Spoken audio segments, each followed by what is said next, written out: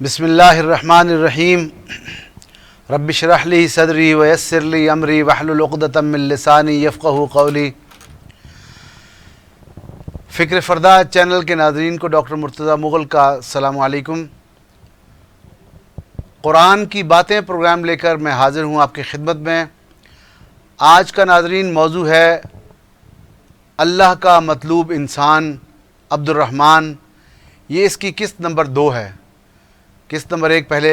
ہم پیش کر چکے، یہ اس کی دوسری اور آخری قسط ہے۔ اس میں سورہ فرقان کی آیات 63 سے لے کر 76 تک ہم نے سلیکٹ کی تھی، جن میں اللہ کے پسندیدہ لوگوں بندوں کے جو اوصاف ہیں وہ اللہ نے بیان کیے ہیں۔ ان کو ہم نے 1-2 نشستوں میں اکٹھا کر کے ہمارے ناظرین کو موٹیویٹ کرنے کی کوشش کی ہے کہ آپ قرآن مجید میں خود جائیے، اس کو پڑھیے، اس کو سمجھیے، اس کو دیکھیے، اس پر غور کیجیے، آپ کو اچھا لگے گا۔ وَعِبَادُ الرَّحْمَنِ الَّذِينَ يَمْشُونَ عَلَى الْأَرْضِ هَوْنًا وَعِبَادُ الرَّحْمَنِ الَّذِينَ يَمْشُونَ عَلَى الْأَرْضِ هَوْنًا وَإِذَا خَاطَبَهُمُ الْجَاهِلُونَ قَالُوا سَلَامًا۔ یہاں سے شروع ہوتی تھی، اور 5 جو خوبیاں ہیں ایسے مومنوں کی جو اللہ پر بھروسہ کرتے ہیں، جو اللہ کے بندے ہیں، اللہ جن کو پسند کرتا ہے، وہ میں نے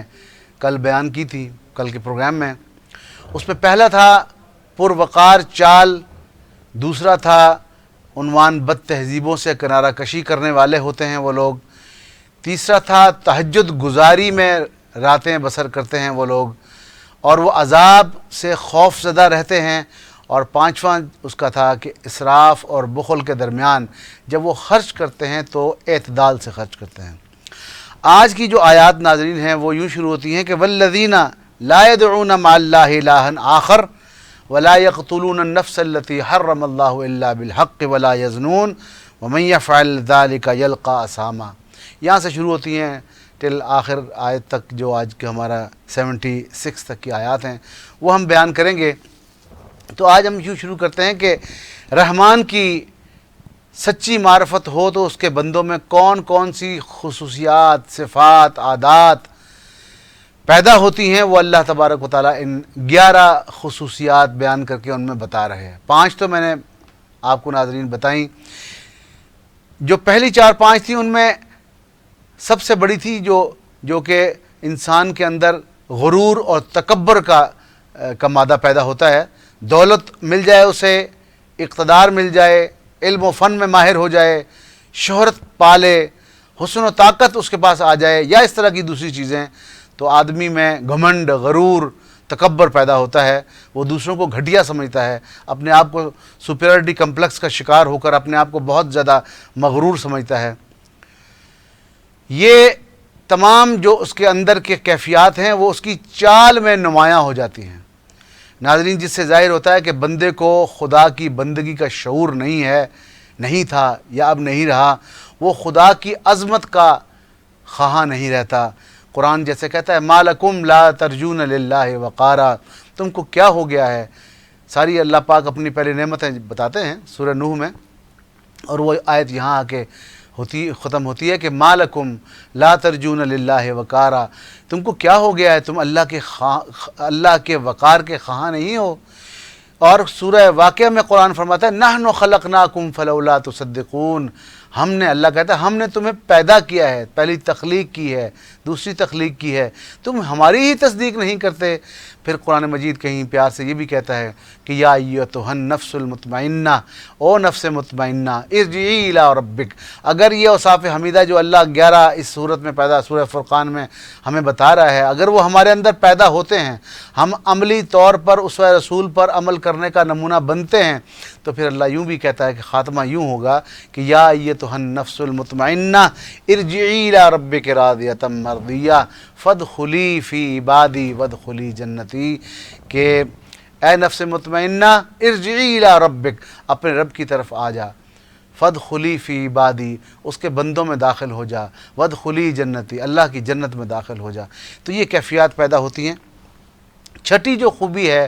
جو خصوصیت ہے، جو بات ہے، جو اللہ کے ایسے بندوں میں جو اللہ جن کو عباد الرحمن یعنی عبد الرحمن جو ہیں، جو اللہ کے بندے ہیں، جو ان میں پیدا ہوتی ہے اللہ کے کلام کو پڑھ کر، رسول اللہ کی باتوں کو سن کر، وہ ہوتی ہے شرک سے دور رہتے ہیں،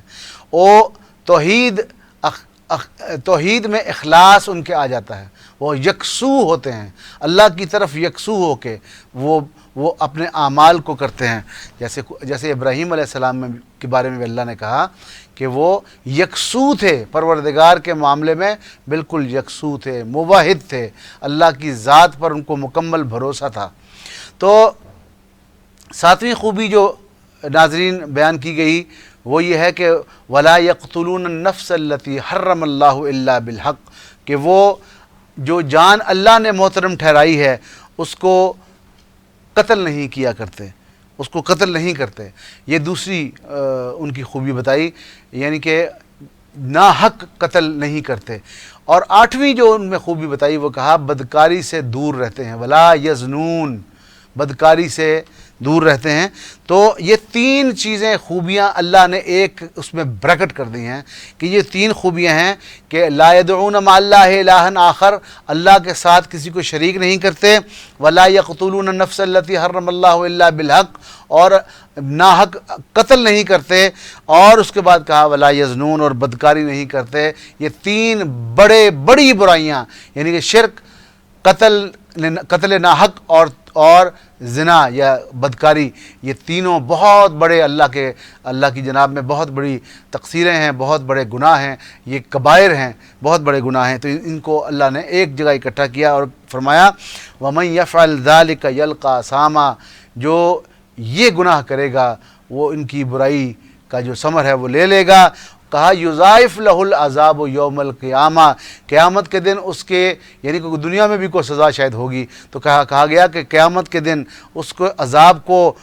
بڑھا دیا جائے گا، وَيَخْلُدْ فِيهِ مُهَانًا، اور اس عذاب میں وہ پڑا رہے گا اور ذلیل و رسوا ہو کر۔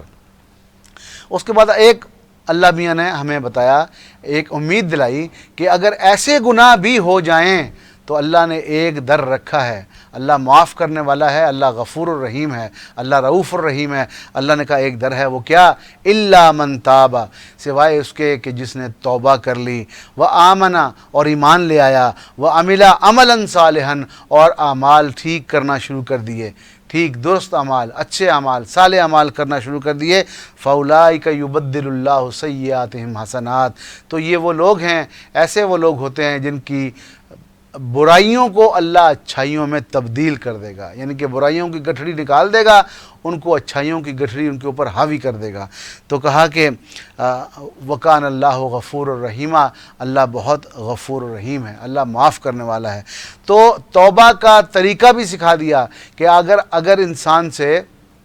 غفلت میں، جذبات میں کوئی غلطی ہو جاتی ہے، اور وہ اتنی بڑی غلطی ہوتی ہے کہ جو تین بڑی غلطیاں ہیں ان کے بعد کہا ہو جاتی ہیں، تو اگر وہ اس پر نادم ہوتا ہے، اس کے بعد وہ جو معصیت کر رہا ہے، جو جس بڑے گناہ میں ہے شامل ہے، اس کو چھوڑنے کا پختہ ارادہ کرتا ہے، اس کو چھوڑ دیتا ہے، اس کو ترک کر دیتا ہے، اور اس کے بعد وہ جس کی اس نے حق تلفی کی ہوتی ہے اس کی تلافی کرتا ہے، اس کا ازالہ کرتا ہے، اور پھر اللہ سے استغفار کرتا ہے۔ تو اللہ نے کہا ایسے وہ لوگ ہیں جن کو میں معاف کرنا میرے اوپر لازم ہے، میں نے اپنے اوپر لازم کر لیا ہے کہ ایسے لوگوں کو میں معاف کروں گا۔ تو یہ اللہ نے ہمیں ایک امید کا در کھلا رکھا ہے ہمارے لیے۔ تو کہا کہ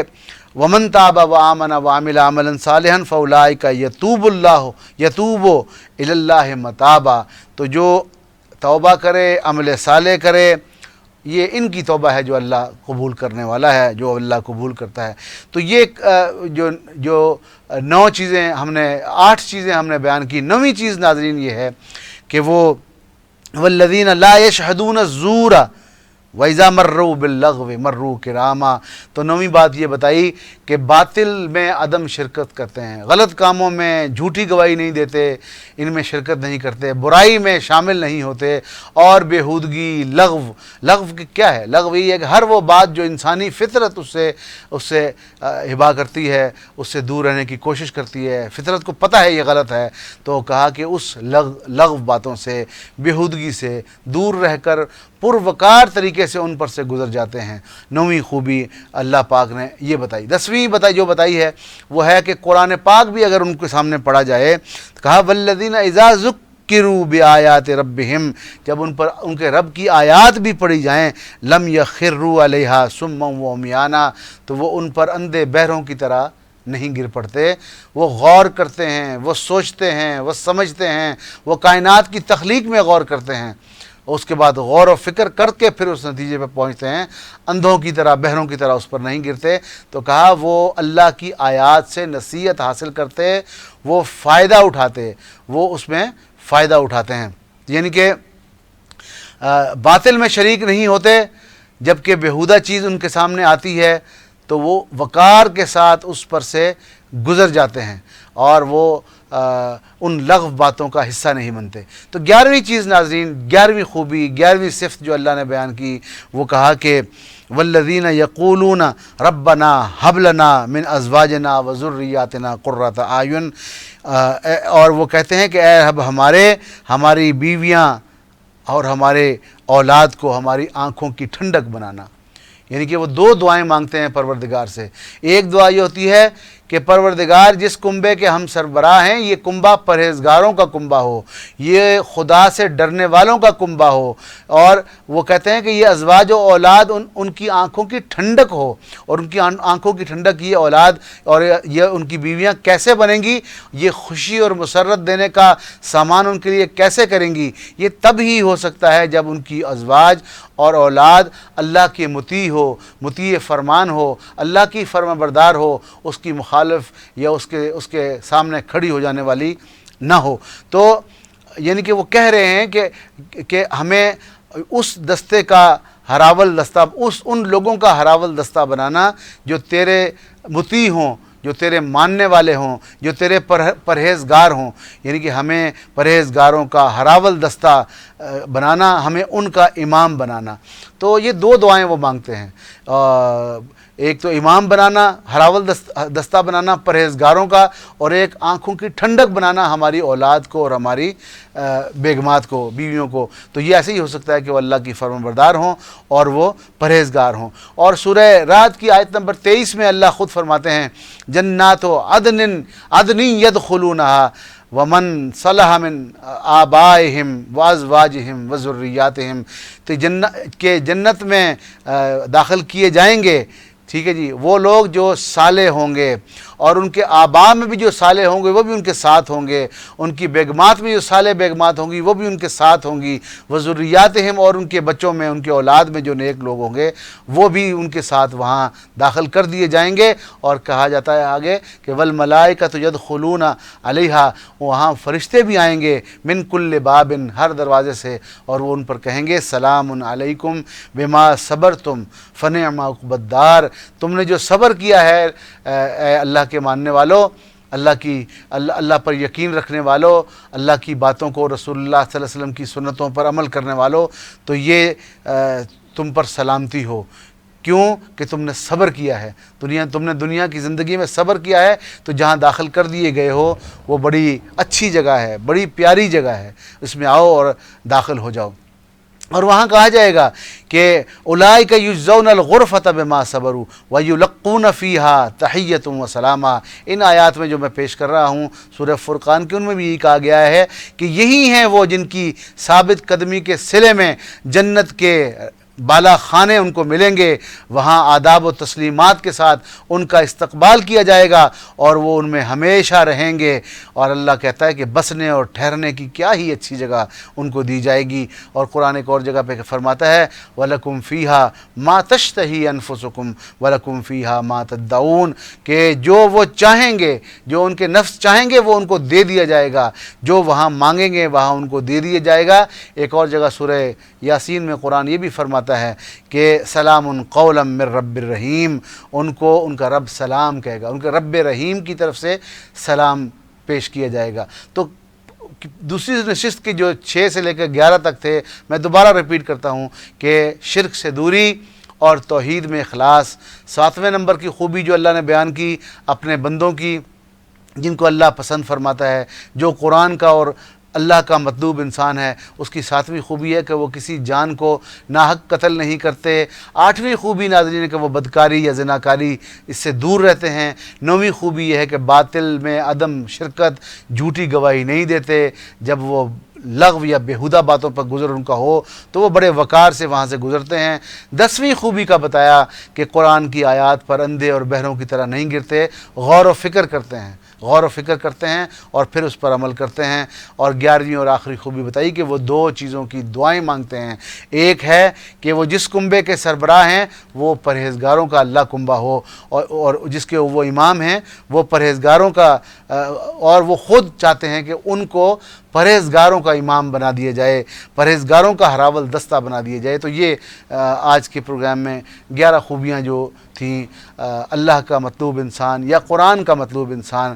عبد الرحمن اور عباد الرحمن سے شروع ہونے والی آیات یہ آپ کے سامنے میں نے پیش کی۔ ناظرین آپ خود بھی قرآن مجید کو کھولیے، اس کو، ان آیات کو بھی پڑھیے، اور بھی اس طرح کی بڑی آیات ہیں جس میں اللہ نے خوبیاں بتائی ہیں۔ ہمارے پروگرام میں ایک 10 کمانڈمنٹس کی سیریز بھی چل رہی ہے، وہ بھی آپ دیکھیے۔ سورہ بنی اسرائیل میں، تورات میں اور قرآن پاک میں